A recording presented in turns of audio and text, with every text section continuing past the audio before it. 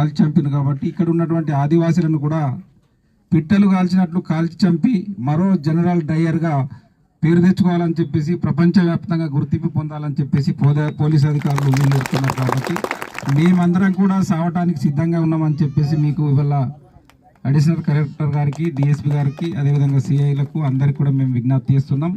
మేము ప్రజాస్వామ్యబద్ధంగా రాజ్యాంగబద్ధంగా మా హక్కుల కోసం పోరాడితే మీరు ఇవాళ ఇక్కడికి ఇంత దౌర్జన్యంగా చాలామంది మహిళల పుస్తీలు తెగిపోయాయట, దాడులు చేసిండ్రు, రైకల్ ఎగ్గిండ్రు పోలీసులు. దానికి సమాధానం చెప్పాల్సిన బాధ్యత మీదే.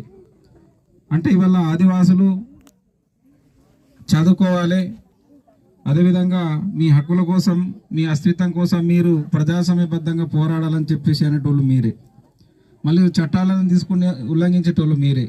మీరు ఒకసారి గుండె మీద చేయొచ్చు చెప్పండి, భారత రాజ్యాంగంలో మాకు కల్పించినటువంటి ఏ హక్కులు ఏ చట్టాలు అమలు అవుతున్నాయి? పేసా చట్టం అమలు అవుతుందా? 170 అమలు అవుతుందా? రాజ్యాంగంలో ఇవాళ 5th 6th షెడ్యూల్స్ ఉన్నాయి, ఏవి అమలు అవుతుందో మీరు ఒకసారి గుండె మీద చేయవచ్చుకొని చెప్పండి. మేమేం అడుగుతున్నాం? జానేడు జాగా, ఇది ప్రభుత్వ భూమి. మరి ఇక్కడ జిల్లా ఎస్పీకి కానీ డిఎస్పీకి కానీ పోలీస్ అధికారులకు తెలియదా? కళ్యాణ్ భూమారెడ్డి గత 30 సంవత్సరాలుగా ఇక్కడ వందలాది ఎకరాల భూములను కబ్జా చేసి రిలీజ్ వ్యాపారులు ఇవాళ అమరేందర్ రెడ్డి అడ్వకేట్ కావచ్చు, సురేష్ అగర్వాల్ కావచ్చు, వీళ్ళంతా కూడా ఒక సామ్రాజ్యాన్ని నడుపుతున్నారు. ఇక్కడ జిల్లా ఎస్పీ గారు 500-1000 రూపాయలు తీసుకుంటే వాళ్ళ కేసులు బుక్ చేసి జైల్లోకి పంపుతున్నారు. సరే, దాన్ని మనం ఎంకరేజ్ చేయం. చట్టం ప్రకారంగా ఎవరు తప్పు చేసినా శిక్షించాల్సిందే. మరి వాళ్ళ 100 ఎకరాల ప్రభుత్వ భూములను కబ్జా చేసినటువంటి కళ్యాణ్ భూమారెడ్డి పైన జిల్లా ఎస్పీ ఎందుకు చర్యలు తీసుకోలేదు? అమరేందర్ రెడ్డి పైన ఎందుకు చర్యలు తీసుకోలేదు? సురేష్ అగర్వాల్ పైన ఎందుకు చర్యలు తీసుకోలేదు?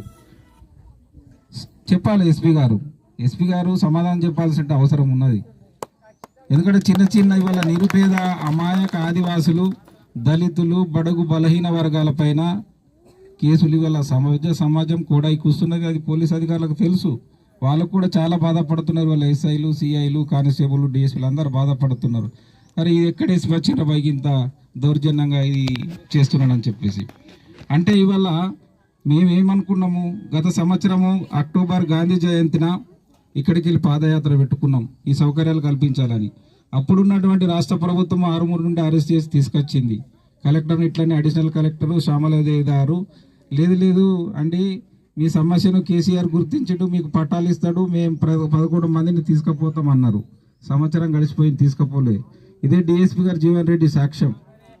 మరి అప్పటి నుండి ఇప్పటి వరకు మేము చేస్తూనే ఉన్నాం. కాబట్టి ఇవాళ